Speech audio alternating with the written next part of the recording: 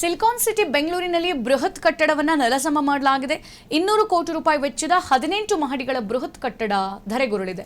ಬೆಂಗಳೂರಿನ ಕುಡ್ಲು ಸಮೀಪವಿರುವ ಬೃಹತ್ ಕಟ್ಟಡ ಇದಾಗಿದೆ. ಬ್ರೇಕಿಂಗ್ ಲಭ್ಯವಾಗ್ತಾ ಇದೆ. ಸುರಕ್ಷತಾ ಕಾರಣಕ್ಕಾಗಿ ಈ ಒಂದು ಬಿಲ್ಡಿಂಗ್ ಅನ್ನು ನೆಲಸಮಗೊಳಿಸೋಕೆ ನಿರ್ಧಾರ ಕೈಗೊಳ್ಳಲಾಗಿದೆ.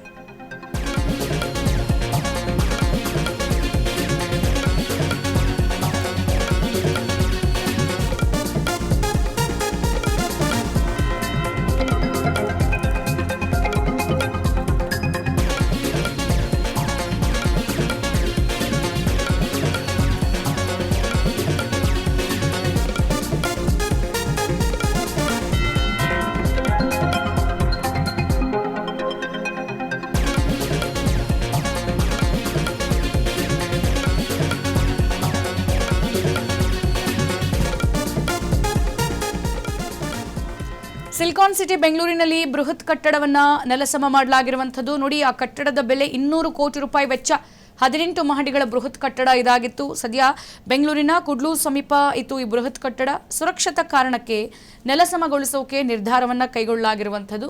ನೋಡಿ, ಯಾವುದೇ ರೀತಿಯಾದಂತಹ ಘಟನೆಗಳು ನಡಿಬಾರದು ಅಂತ ಹೇಳಿ SNN ಎಸ್ಟೇಟ್ ಒಡೆತನದ SNN E3 ಎಥಿನಿಯಾ ಕಟ್ಟಡ ಇದಾಗಿತ್ತು. ನಾಳೆಯಿಂದ ಹಂತ ಹಂತವಾಗಿ ಕಟ್ಟಡವನ್ನ ಡೆಮಾಲಿಷ್ ಮಾಡಲಾಗುತ್ತೆ ಅನ್ನುವಂಥ ಮಾಹಿತಿ ಸಿಗ್ತಾ ಇದೆ. ತಾಂತ್ರಿಕ ತನಿಖೆ ವೇಳೆ ಕಟ್ಟಡಕ್ಕೆ ಹಾನಿ ಉಂಟಾಗಿರೋದು ಇಲ್ಲಿ ಬೆಳಕಿಗೆ ಬಂದಿರೋದು. ಈ ಹಿಂದೆ GBA ಇಂದ ಆಕ್ಯುಪೆನ್ಸಿ ಸರ್ಟಿಫಿಕೇಟ್ ಅನ್ನ ಈ ಕಟ್ಟಡ ಪಡೆದಿರುತ್ತೆ. ಸೊ ಈಗ ಅದನ್ನ ಡೆಮಾಲಿಷ್ ಮಾಡೋದಕ್ಕೆ ಹೊರಟಿರುವಂಥದ್ದು.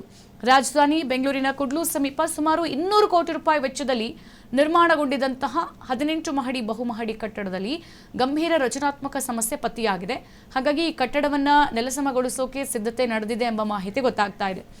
SNN ಎಸ್ಟೇಟ್ ಒಡೆತನದ SNN E3 ಎಥಿನಿಯಾ ಕಟ್ಟಡ ಕಳೆದ 1 ತಿಂಗಳಿನಿಂದ ಆತಂಕಕ್ಕೆ ಕಾರಣವಾಗಿತ್ತು. ಅದರಲ್ಲಿರುವಂತಹ ತಾಂತ್ರಿಕ ಪರಿಶೀಲನೆ ವೇಳೆ ಕಟ್ಟಡದ ರಚನೆಯಲ್ಲಿ ಹಾನಿ ಉಂಟಾಗಿರೋದು, ಹಾಗೆ ಕಟ್ಟಡದ ಒಂದು ಬದಿಗೆ ವಾಲಿರೋದು ಕೂಡ ಬೆಳಕಿಗೆ ಬಂದಿದೆ.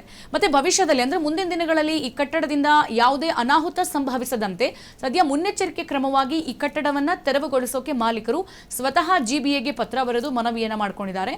ಮತ್ತೆ ಬಳಿಕ GBA ಅಧಿಕಾರಿಗಳು ಹಾಗೆ ಎಂಜಿನಿಯರ್ಗಳು ಕೂಡ ಸ್ಥಳಕ್ಕೆ ಭೇಟಿ ಕೊಟ್ಟು ಪರಿಶೀಲನೆಯನ್ನು ನಡೆಸಿ ಕಟ್ಟಡವನ್ನ ಡೆಮಾಲಿಷ್ ಮಾಡುವ ಕುರಿತು ವರದಿಯನ್ನು ಕೂಡ ಕೊಟ್ಟಿದ್ದಾರೆ. ಮತ್ತೆ ಈ ಹಿನ್ನೆಲೆಯಲ್ಲಿ GBA ಮುಖ್ಯ ಆಯುಕ್ತರು ಹಾಗೆ SNN ಎಸ್ಟೇಟ್ ಮಾಲೀಕರ ನಡುವೆ ಸಭೆ ಕೂಡ ನಡೆದಿತ್ತು.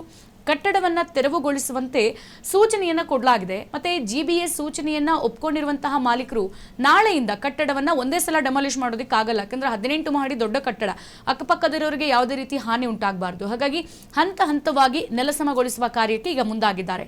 ಮತ್ತೆ ಈ ಕಟ್ಟಡವನ್ನ ಏಕಾಏಕಿ ನೆಲಸಮಗೊಳಿಸಿದ್ರೆ ಅಲ್ಲಿ ಇಂಜಿನಿಯರ್ಗಳ ಸಲಹೆಯಂತೆ ಮೇಲಿನ ಮಹಡಿಯಿಂದ ಹಂತ ಹಂತವಾಗಿ ಕೆಳಗಿನ ಮಹಡಿಗಳವರೆಗೆ ತೆರವು ಕಾರ್ಯಾಚರಣೆ ನಡೆಸುವಂತೆ ಸೂಚಿಸಲಾಗಿದೆ. ಡೆಮಾಲಿಷ್ ವೇಳೆ ಯಾವುದೇ ಅಪಘಾತ ಸಂಭವಿಸದಂತೆ GBA ಕಟ್ಟುನಿಟ್ಟಿನ ಮುಂಜಾಗ್ರತಾ ಕ್ರಮಗಳನ್ನು ಕೈಗೊಳ್ಳಲಿದೆ. ಮತ್ತೆ ಇದೇ ಕಟ್ಟಡಕ್ಕೆ ಈ ಹಿಂದೆ GBA ವತಿಯಿಂದ ಆಕ್ಯುಪೆನ್ಸಿ ಸರ್ಟಿಫಿಕೇಟ್ ಅನ್ನು ಕೂಡ ಕೊಡಲಾಗಿತ್ತಂತೆ, ಅಂದ್ರೆ OCE ಸರ್ಟಿಫಿಕೇಟ್ ಕೊಡಲಾಗಿತ್ತು. ಈಗ ಈ ಕಟ್ಟಡದಲ್ಲಿ ಗಂಭೀರ ರಚನಾತ್ಮಕ ಸಮಸ್ಯೆ ಪತ್ತೆಯಾಗಿದೆ. ಮತ್ತೆ ಹಲವು ಪ್ರಶ್ನೆಗಳಿಗೂ ಕೂಡ ಇದು ಕಾರಣ ಆಗಿರುವಂಥದ್ದು.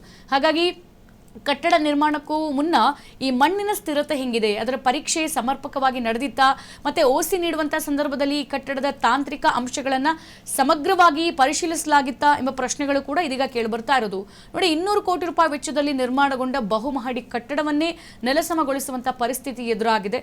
ಬೆಂಗಳೂರಿನ ಎತ್ತರದ ಕಟ್ಟಡಗಳ ಸುರಕ್ಷತೆ, ನಿರ್ಮಾಣ ಗುಣಮಟ್ಟ ಹಾಗೆ ತಾಂತ್ರಿಕ ಮೇಲ್ವಿಚಾರಣೆ ಕುರಿತು ಸದ್ಯ ಈಗ ಹೊಸ ಚರ್ಚೆಗೂ ಕೂಡ ಈ ಒಂದು ಬಿಲ್ಡಿಂಗ್ ನಾಂದಿ ಹಾಡಿರುವಂಥದ್ದು.